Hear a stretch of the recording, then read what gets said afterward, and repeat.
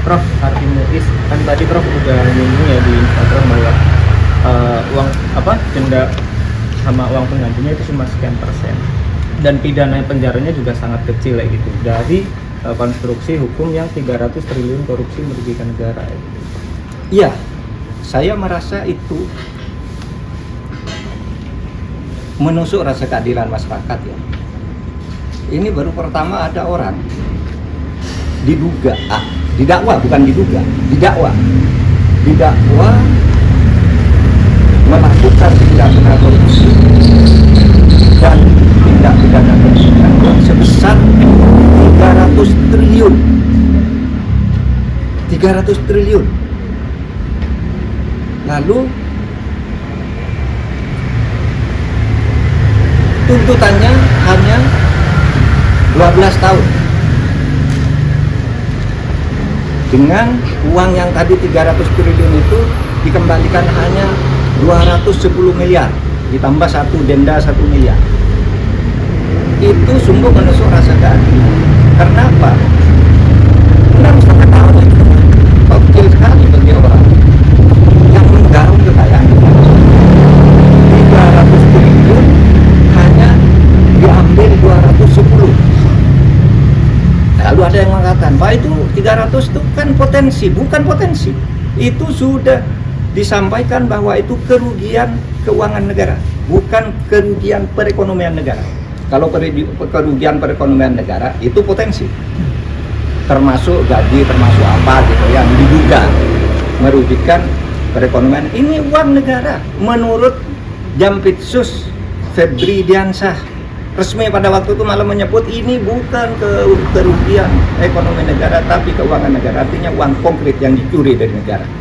Sesudah dihitung lagi jadi 300 triliun, hanya dikabulkan perampasannya 210 ditambah denda 1 miliar berarti 211. Ini sungguh tidak adil.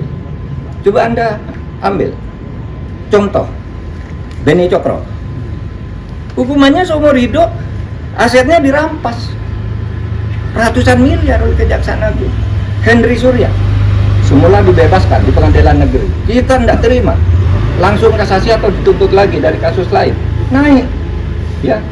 Si Henry Surya ini semula bebas, kita langsung ke kasasi menjadi 18 tahun penjara.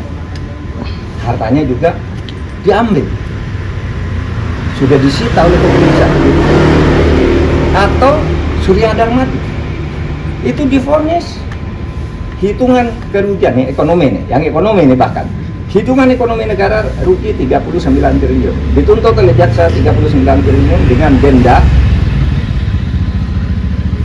2 miliar sehingga menjadi 41 triliun, dikabulkan oleh pengadilan negeri.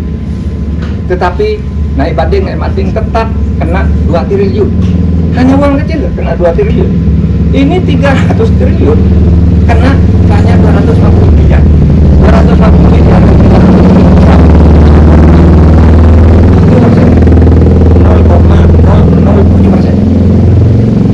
Nah sampai sekarang tidak sampai setengah persen. Anda bayangkan ya. Nah oleh sebab itu menurut saya kejaksaan nampaknya kurang konsisten juga.